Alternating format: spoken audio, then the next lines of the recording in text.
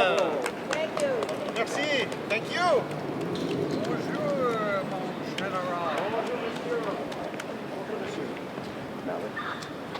Thank you all for this most joyous and hospitable welcome. I am very pleased to be with you on this day to celebrate my return to the shores of liberty and to be once again among the patriotic citizens of Massachusetts here in Chelsea.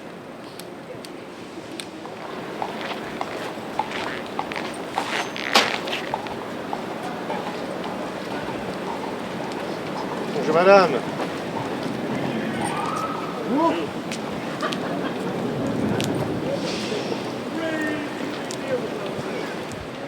Ladies and gentlemen, welcome to the 200th anniversary of Lafayette's farewell tour visit to Chelsea on August 31, 1824. We have much better weather today than the General had when he arrived here on that day. He came to come to Chelsea on that day because New Hampshire wanted a piece of it. And New Hampshire negotiated with Mayor Josiah Quincy III for a visit to New Hampshire. Therefore, he had to go north. But he didn't have a lot of time because he was committed to be back in New York on September 5th. So he visited 7 towns in one day on August 31, 1824, and Chelsea was the first of the towns that he visited. I speak here as the organ, that's what they used to say, of the American Friends of Lafayette and the Massachusetts Lafayette Society, and I want to thank the city of Chelsea and its officials for the wonderful way they have cooperated in making this event possible. So now I will introduce to you Reverend Tuckerman, who will give the official welcoming speech just as he did in 1824, and General Lafayette will respond. Thank you very much.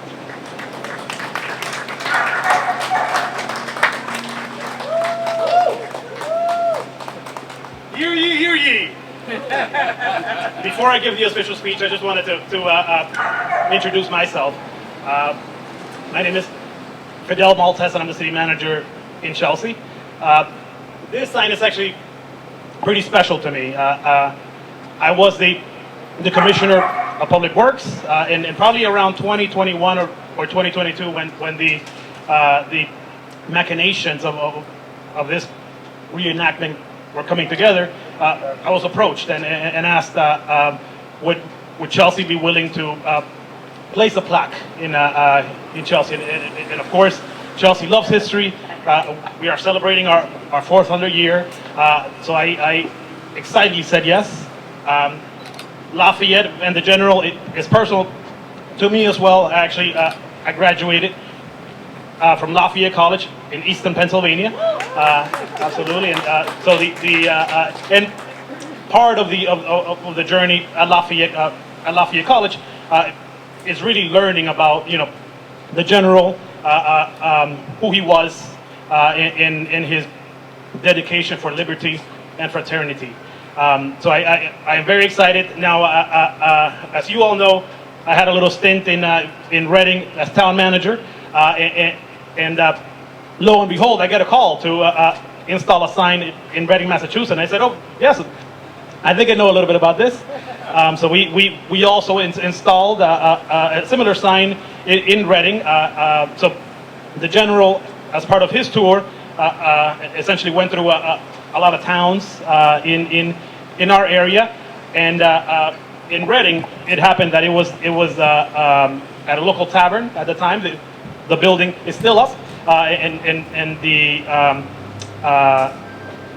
the owners of the building graciously allowed for the sign to be put up. So I'm very excited to be here today. One, celebrating our shared history, but also just bringing our community together on this event. Thank you.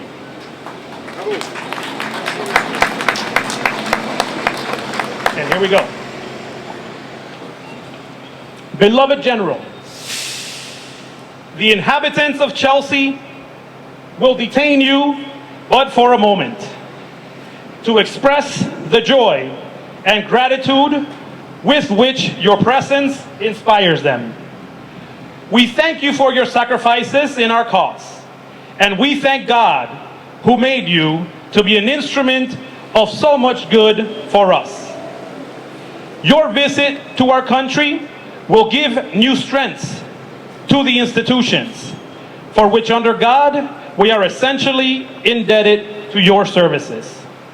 Its influence will be felt through the civilized world, and it will advance the cause of human liberty and happiness. Yours, sir, is a triumph of moral and of Christian feeling. History has but one page on which it has recorded a similar triumph. And that is the page on which is inscribed the progress of Washington through our states. May God, who made you so early in your life to be a distinguished benefactor of our nation, and who has preserved you to see the matured fruit of your toils in the establishment here of the freest institutions on earth, have you in his holy keeping and crown you with the choicest blessings. And when your course of virtue and glory shall be finished here, may your reward be made perfect and eternal. Merci,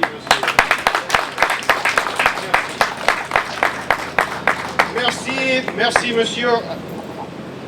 I admit I am very much impressed with this vocal amplification device, perhaps an invention of Dr. Franklin's. Monsieur, I offer you and all of those in whose name you addressed me my most heartfelt appreciation and thanks. I am overjoyed to see the happiness which everywhere surrounds us, and I wish only the greatest possible prosperity to every inhabitant of this place and of the city of Chelsea. My obligations to the United States far outweigh any merit I might plausibly claim. They date from a time when I have had the good fortune to be taken in as a favored son of your country, adopted as a favored son of your country. And they have been continued to me over many decades of continued affection and gratitude.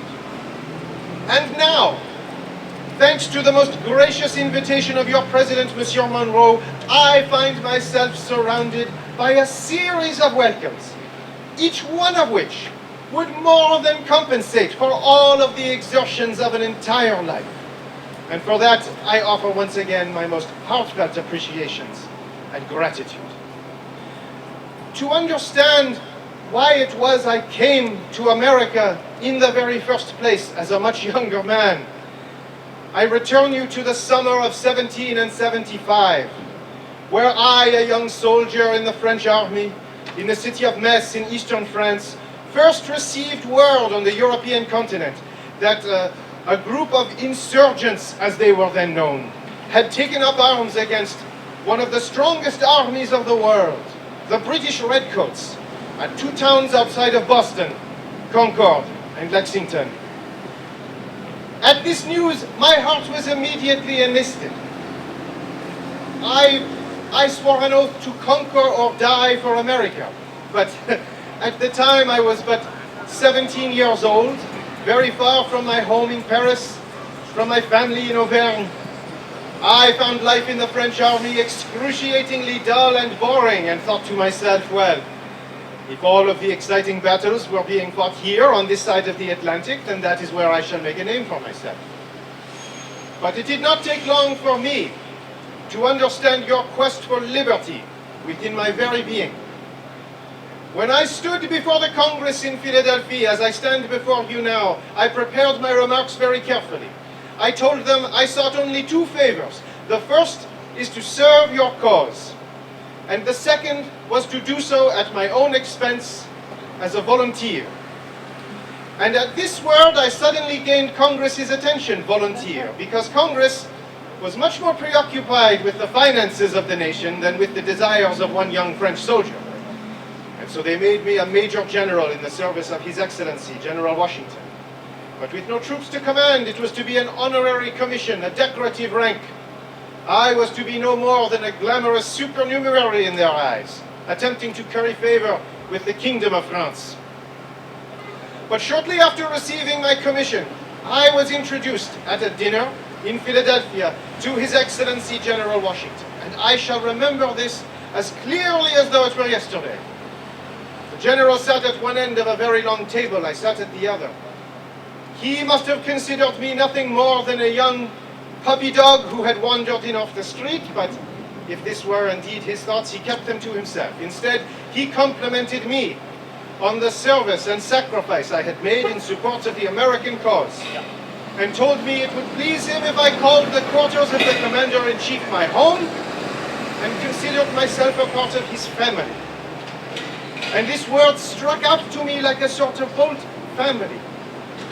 Because in French there is a very similar word, of course, the word famille, but this refers primarily to relations of the blood, you see. I learned shortly thereafter that His Excellency was referring to his military family, the officers under his command, who serves at his aides-de-camp in headquarters. But for a moment, I believed it was His Excellency's intention to adopt me as his son, right then and there. And what other choice did I have? I readily accepted. In time, General Washington did indeed become as much a father to me as I have ever known. And the men who fought and the many men who died, my brothers in arms in the service of our great and glorious cause, I consider very much to be my family as well.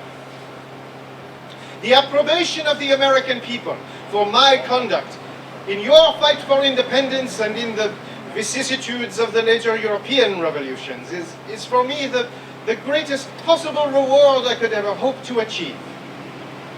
Well may I stand firm and proud when in their name, in your names, I can be said to have remained ever faithful to those principles of liberty, equality, true social order.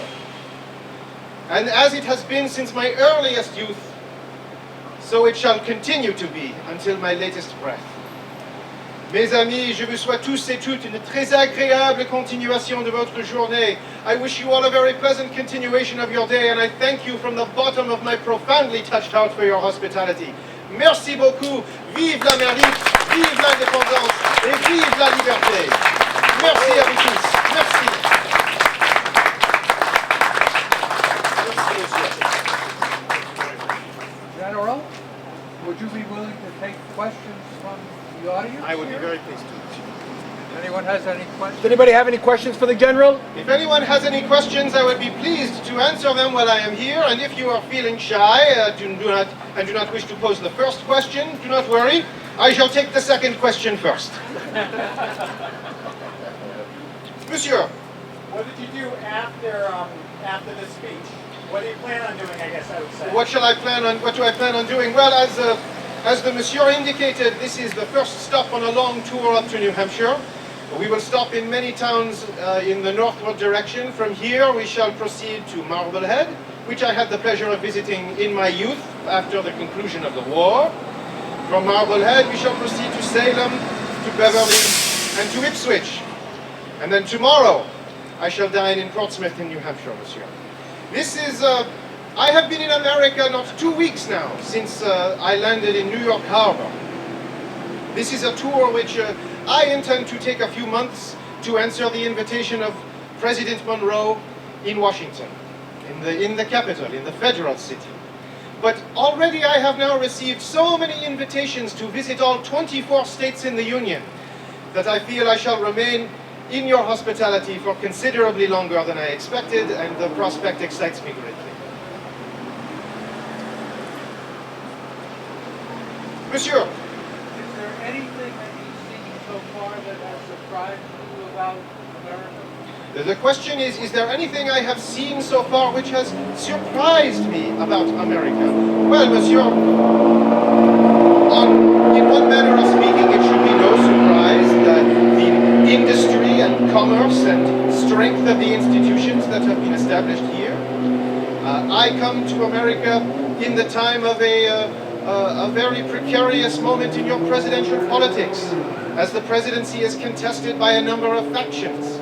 And what surprises me, but which perhaps should not, is how strong I believe the Constitution shall hold these institutions together in the face of such challenges that could not have been foreseen by His Excellency President Washington and by the other framers of this Constitution.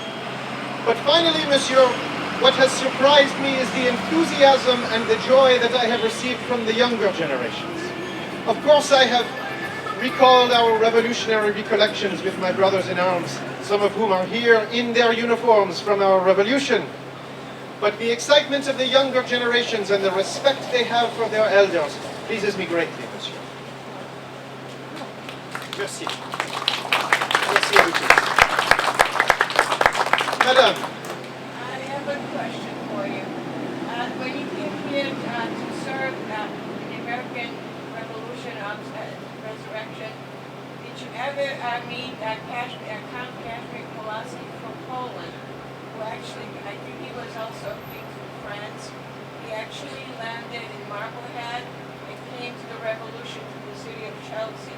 We have a monument to him across from a police station, so I just want to know, in a time in the revolution, did we get the chance to meet? I did indeed, madame. The question is whether I had made the acquaintance of Count Casimir Pulaski, who came from the lands of Poland, another volunteer from the nobility of Europe, like myself, who felt called to the cause of liberty and equality and joined the fight for independence here. He was not alone in coming from Poland, of course. His companion Tadeusz Kosciuszko came with him as well. Both of them were very gifted officers, very respected commanders, and I consider them my brothers in arms and in the fight for liberty across the world, madam.